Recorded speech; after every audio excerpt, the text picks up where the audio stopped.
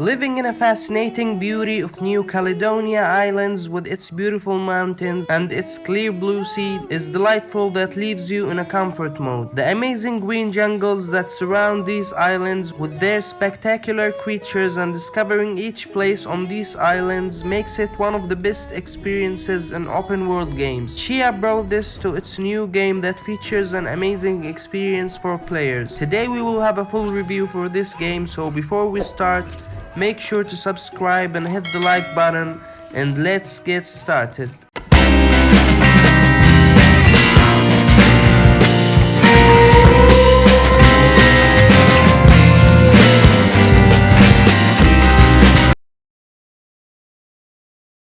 Tchia is a little kid living in an archipelago based on the real world of South Pacific island of New Caledonia. While beautiful and tropical, Tchia's island is no paradise. An evil overlord named Mevora has filled the island with creepy golem-like foot soldiers made of fabric, and a vicious henchman has abducted Tchia's father. Tchia sets out to free her dad with the help of her newly discovered power to soul jump into animals and inanimate objects and possess them. Everything from red dusty plains and rusty city buildings to overgrown bamboo forests and wandering rivers. Quickly, Tchia learns of a special power she was born with, the ability to shapeshift into animals and objects with her immediate environment. It's a mechanic that's implemented with expert care. Despite the sheer number of things Tchia can transform into, it transforms Tchia from an adventure heavily reminiscent of The Legend of Zelda into something new and beautiful. Tchia's variety of fluidity of movement, experimentation, and exploration make the game a true delight. A mast controls the boat's speed while you use paddle to steer and an anchor to bring it to halt. Sailing is a very enjoyable pastime in Tchia, so much so that I would often find myself sailing around just for the fun of it. During my first sailing session, I'm taken by the scale of the open world, with different islands of varying scales to venture into during the main story. It all feels so full of life, from locals wandering around various parts of the islands, to the oceans and lush greenery of the land, both teeming with flora and fauna to discover.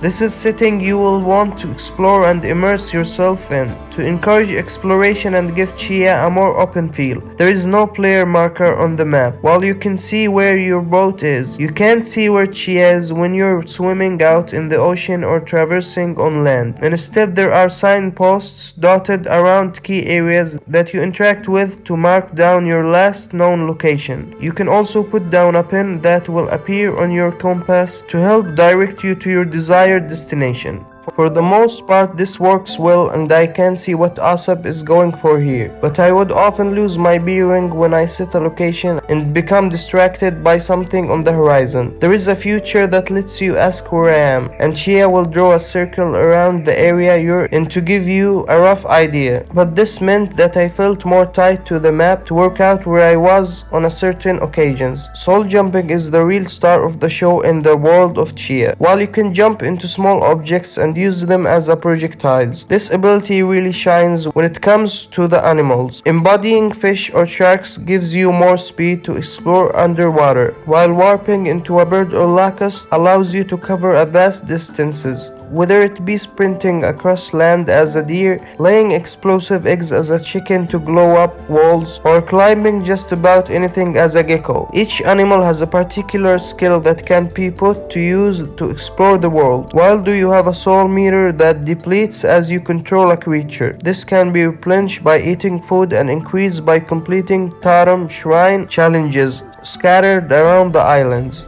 There are few instances where you will use soul jumping as you set about completing the story, but I would have loved to have seen the adventure do more with what is undoubtedly the best mechanic in the game. You can of course be as experimental as you like as you venture from one main objective to the next, but for the most part the missions will see you gather different items or take out vicious guard camps. The later areas are full of guards known as Manu, who are made of fabric and work for kidnapping antagonists. In order to clear the camps, you will have to burn the guards and any fabric piles down by warping into explosives or using burning wood, which does get a little repetitive. Racing challenges, for example, make more of the soul jumping by having you race as a different animals, and there is also a treasure hunt that requires you to become a particular critters. But with so many animals in the world that have their own abilities, it would have been great to have a reason to use them directly to complete missions,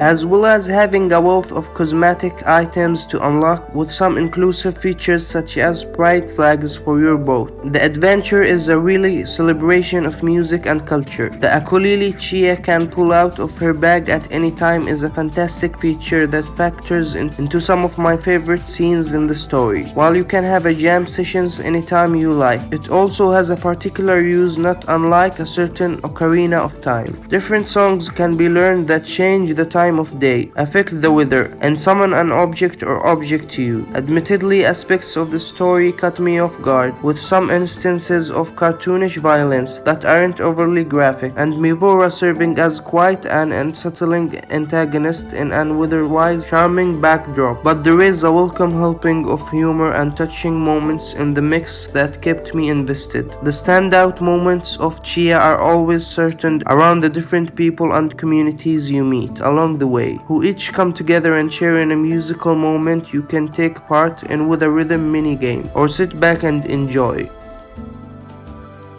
One of the main elements that will make an amazing experience for gamers is the gorgeous cartoony graphics that will fascinate you from the first moment you play this game. The colorful views in these islands, from mountains, caves, jungles, green trees, blue sea. Every single detail in this game is attractive and will remind you of the Legend of Zelda. The graphics in this game is fascinating and will surprise you from the first sight. Overall, Awaceb delivers a delightful, inventive adventure that I was happy to get lost in. Tchia really is wonderful in many aspects, and the gameplay is innovative and unique, but there are some points I didn't like in this game. There are few glitches and mistakes, and the combat system in this game is poor, and you are stranded in few movements that you can do to fight your enemies. When you play the game for more than 3 hours, you will feel bored with time. And the last thing, I didn't like the sexual orientation for Tchia and the kissing scenes in the game, especially that this game is for players under 13. My rating for this game is 6 out of 10.